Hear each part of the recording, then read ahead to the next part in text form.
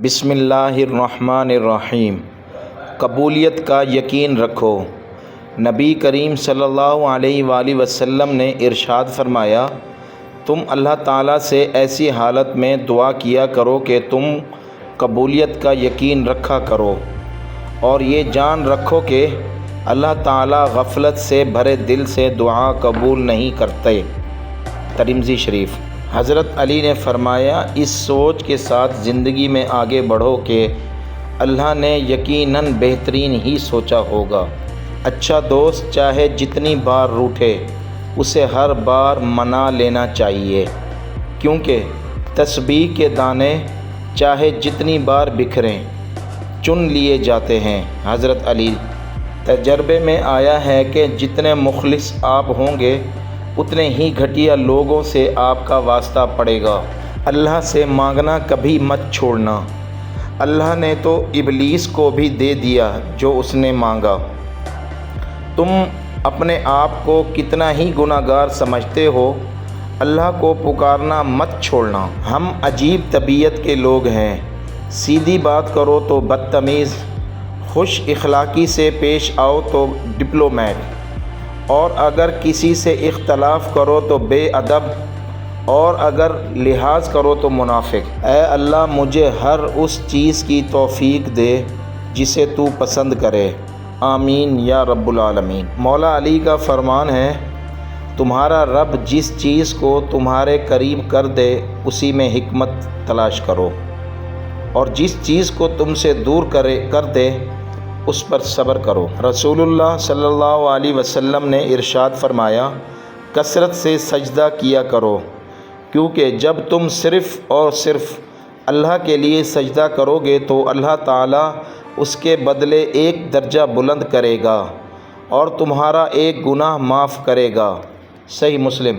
مولا علی کا فرمان ہے، جب دعا کرتے وقت تمہاری آنکھوں سے آنسو آنے لگے تو سمجھ جانا تمہاری دعا بارگاہ الہی میں قبول ہو چکی ہے۔ انسان کا یقین اتنی طاقت رکھتا ہے کہ بنجر زمین کو زندہ کر دیتا ہے۔ یہ صرف وہ انسان ہی کر سکتا ہے جس کے اندر محبت زندہ ہو۔ زندگی بہت مختصر ہے، جب سمجھ آنے لگتی ہے تو دنیا میں رہنے کا وقت بہت کم رہ جاتا ہے۔ ہر شخص سچا دوست تلاش کرتا ہے، لیکن خود سچا بننے کی زحمت نہیں کرتا۔ کسی کے خلوص کو کبھی بھی مفادات کے ترازو میں مت تولیں، کیونکہ خلوص کو جانچنے والا پیمانہ بنا ہی نہیں۔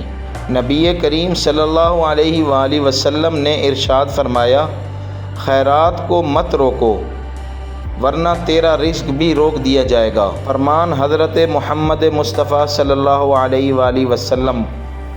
3 شخص جنت کی خوشبو سے محروم ہوں گے۔ نمبر 1، اپنے باپ کے علاوہ دوسروں سے نسب کا دعویٰ کرنے والا۔ نمبر 2، مجھ پر جھوٹ باندھنے والا۔ نمبر 3، جھوٹا خواب سنانے والا۔ چیزیں کہاں خوبصورت ہوتی ہیں، یادیں خوبصورت ہوتی ہیں، لمحے خوبصورت ہوتے ہیں، اور ہاں کچھ لوگ بھی اگر بے حجاب، کھلے سر اور تنگ کپڑے پہن کر گھومنا اور اپنے چہرے یا جسم کی نمائش کرنا ماڈرن زمانہ کہلاتا ہے تو میرے خیال میں جانور سے زیادہ ماڈرن کوئی بھی نہ ہوا۔ گالی کا عذاب۔ تمہارے منہ سے نکلی ہوئی ایک گالی، چاہے مذاق یا غصے میں دی ہو، تمہاری قبر میں ایک ایسا بچھو پیدا کرتی ہے جس کے ایک مرتبہ کاٹنے سے انسان 70 ہاتھ زمین میں دھس جاتا ہے۔ حضرت علی رضی اللہ تعالیٰ عنہ کا فرمان۔ مولا علی نے فرمایا، زندگی میں آگے بڑھنا ہے تو بہرے ہو جاؤ، کیونکہ بعض لوگوں کی باتیں مایوسی میں اضافہ کر دیتی ہیں۔ رسول اللہ صلی اللہ علیہ وآلہ وسلم نے ارشاد فرمایا، اس شخص کے لیے ہلاکت و بربادی ہے جو جھوٹی باتیں بنا کر دوسروں کو ہنسائے۔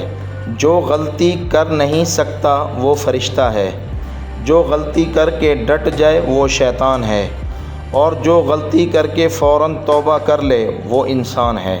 جو عبادتیں اخلاق اور کردار پر اثر انداز نہ ہو سکیں وہ مشقت کے سوا کچھ نہیں۔ فرض اور واجب عبادتوں کے بعد سب سے خوبصورت عبادت دوسروں کا درد محسوس کرنا، اسے بانٹ لینا اور کسی کے چہرے پر مسکراہٹ لے آنا ہے۔ نماز کبھی نہ چھوڑیں، اس لیے کہ قبروں میں لاکھوں لوگ ترس رہے ہیں کہ دوبارہ زندگی مل جائے تاکہ اللہ کے لیے ایک سجدہ کر لیں۔ اللہ ہم سب کو پابندی سے نماز پڑھنے والا بنا دیجیے، آمین۔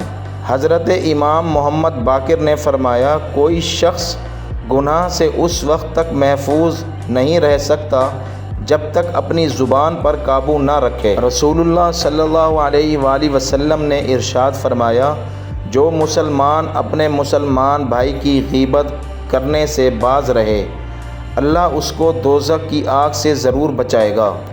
خود کو خود ہی سے خوش رکھنے کی کوشش کیا کریں، غیروں کے سہارے پر رہیں گے تو وہ آپ کے پاس بچی کچی خوشیاں بھی نہیں چھوڑیں گے۔